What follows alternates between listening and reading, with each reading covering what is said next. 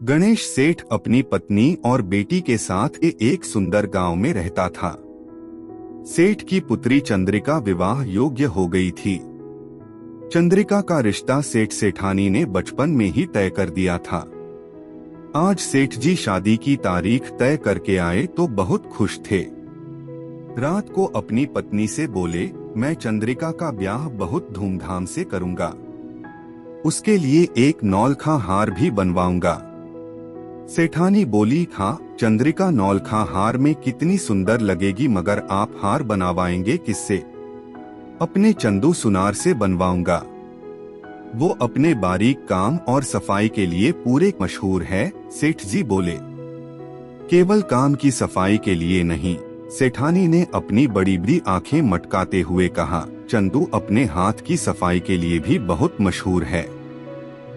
चंद्रिका के गहने उससे मत बनवाना। ऐसा क्यों? सेठ जी ने पूछा। क्योंकि चंदू को आभूषण दिखाना या उससे कुछ बनवाना खतरे से खाली नहीं। मेरी सहेली ज्योति ने उसे 10 तोले की सोने की माला चमकाने को दी तो वो 9 तोले की रह गई। रमा ने मोतियों का हार बनवाया तो मोती नकली निकले। न जाने चंद्रिका के गहने बनाने में वो हमें कैसे ठगेगा। कुछ नकली निकला तो चंद्रिका के ससुराल में बहुत बेइज्जती होगी। सेठानी की बात सुन सेठ जी कुछ सोचने लगे। कुछ देर बाद बोले, मैं चंद्रिका का हार तो चंदू से ही बनवाऊंगा।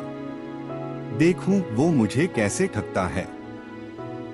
आप ऐसी भूल मत कीजिए। चंदू ने बड़े बड़ों के छक्के छुड़ाए हैं और आप तो सीधे सादे इंसान हैं। चंदू के सामने आपकी एक नहीं चलेगी। आपका ही नुकसान होगा। सेठ जी मुस्कुराते हुए बोले, तुम फिक्र मत करो, मैं बहुत सावधान रहूंगा। अगले दिन सेठ जी ने चंदू को बुलाया और उसे सारा काम समझा दिया। फिर वे बोले, देखो चंदू, लोग कहते हैं कि तुम अपने काम में काफी हेराफेरी करते हो। चंद्रिका के गहनों में मैं ठगा जाना नहीं चाहता, इसलिए मेरा एक आदमी हमेशा तुम्हारे साथ रहेगा और तुम मेरे कायला के पार बने मकान में काम करोगे। सेठ जी की बात सुनकर चंदू दुखी हो गया। वह बोला, सेठ जी मुझे इतना शर्मिंदा ना करिए। चंद्रिका बिटिया मेरी बेटी जैसी है। भला मैं उसके गहने बनाने में बेईमानी क्यों करूंगा? आप बस बता दें, मैं सब तैयार करके ले आऊंगा। सेठ जी बोले, नहीं चंदू, अपनी बेटी के गहनों के मामले में मैं किसी पर विश्वास नहीं करूंगा। काम तुम्हें मेरे घर में मुरली की निगरानी में ही करना होगा। अगले दिन से हार पर काम शुरू हो गया। हर रोज सवेरे सेठ जी अधबना हार और बचा सामान तिजोरी से निकालकर चंदू को देते। फिर चंदू और मुरली नाव द्वारा कायला पार कर छोटे मकान में जाते। चंदू काम पर लग जाता और मुरली उसकी निगरानी में। चंदू को सेठ जी की बात का बुरा तो लगा था, मगर वो यह सोचकर खुश था कि उसका बनाया हार चंद्रिका के गले में बहुत ही सुंदर लगेगा। अब वह खुशी खुशी हार बना रहा था, मगर मुरली उसे शांति से काम करने दे तब ना। अगर चंदू सिर खुजलाता तो मुरली उसके बाल टटोलता। अगर वो अपने रुमाल में छींकता तो मुरली उसका रुमाल देखने को तैयार हो जाता। एक दिन जब खाना खाकर चंदू ने मुंह पोंछा तो हद ही हो गई। मुरली चंदू की मूंछ में छिपे हीरे जवाहरात ढूंढने लगा। चंदू ने एक बार तो तय कर लिया कि वह गहने नहीं बनाएगा, मगर चंद्रिका बिटिया का ख्याल आते ही उसका दिल पसीज गया। उसने मन ही मन सोचा, हार बना लूं, फिर सेठ जी और मुरली को मजा चखाऊंगा। धीरे धीरे अन्य आभूषण तैयार हो गए और तिजोरी में बंद हो गए। बस नौलखा हार को चमकाना बाकी था। सवेरे सवेरे हार लेकर चंदू मुरली कायला पार कर अपने अपने काम पर लग गए। दोपहर तक हार सूरज जैसा चमकने लगा था। हार को एक लाल रेशम के कपड़े से ढकी तश्तरी में सजा चंदू नाव में बैठ गया। मुरली नाव चलाने लगा।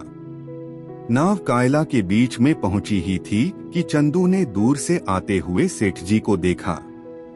खुशी के मारे चंदू नाव में खड़ा हो गया और जोर जोर से हाथ हिलाते हुए उन्हें बुलाने लगा।